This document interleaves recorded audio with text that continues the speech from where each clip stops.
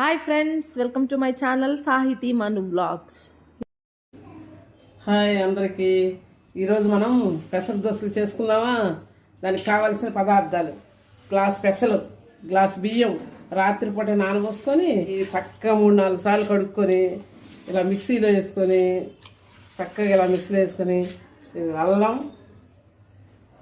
అల్లం పచ్చిమిరపకాయలు కూడా మిక్సీలో వేసుకోవాలి. అన్నీ మిక్సీ పట్టుకుందాం. అన్నీ చక్కగా మిక్సీ పట్టుకుందాం.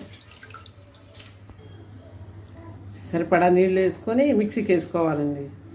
ఇలా మెత్తగా మిక్సీకి వేసుకోవాలండి. అంత మెత్తగా కాదు, ఆ రకంగా వేసుకొని గిన్నెలో వేసుకొని జీలకర్ర వేసుకోవాలండి. ఇందులో సాల్ట్ బాగా మరగ తీసుకోవాలండి. జీలకర్ర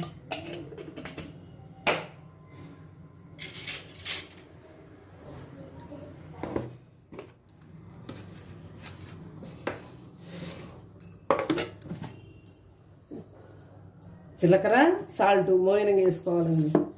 రుచికి సరిపడినంత సాల్ట్ వేసుకోవాలి. ఇలా చక్కగా కలిపుకొని దోశలు రెడీ చేసుకోవాలి. పెసరట్లు ఇలా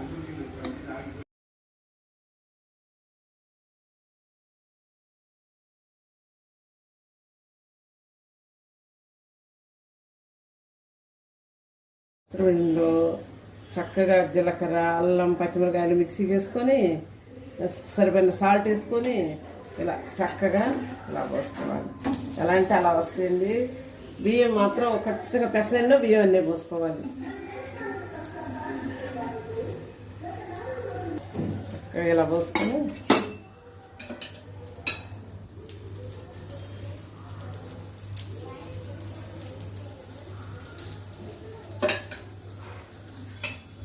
ఇలా నూనె వేసుకోవాలి.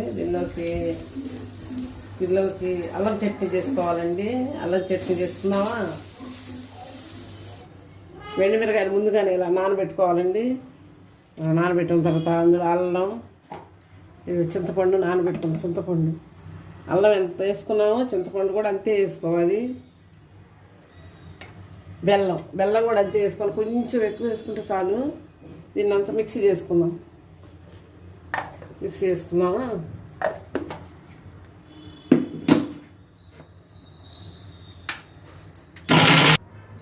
ఇలా మిక్సీ వేసుకున్న తర్వాత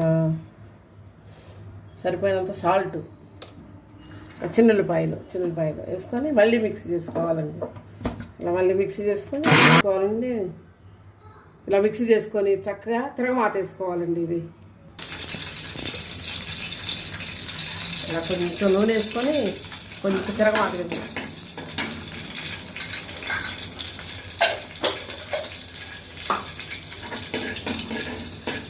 తిరగమాత వేసుకొని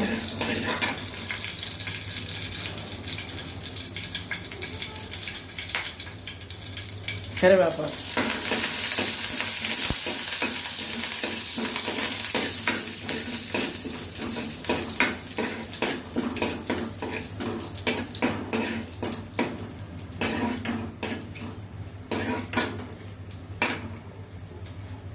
కరివేపాకు వేసుకొని ఇలా తిరగమాత వేసుకోవాలి.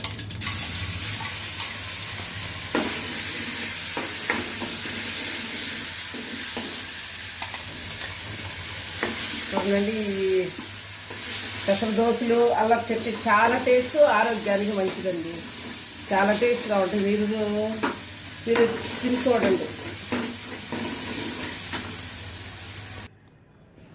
వేడి పెసరట్లు, అల్లం చట్నీ తింటే చాలా ఆరోగ్యం అండి. ఇంట్లో చేసుకొని తింటే చాలా ఆరోగ్యం. పెసరట్లు పిల్లలకు కానీ పెద్దలకు కానీ చాలా ఆరోగ్యం అండి. మీరు కూడా చేసుకొని తినండి. Don't forget to like, share and subscribe. Thank you.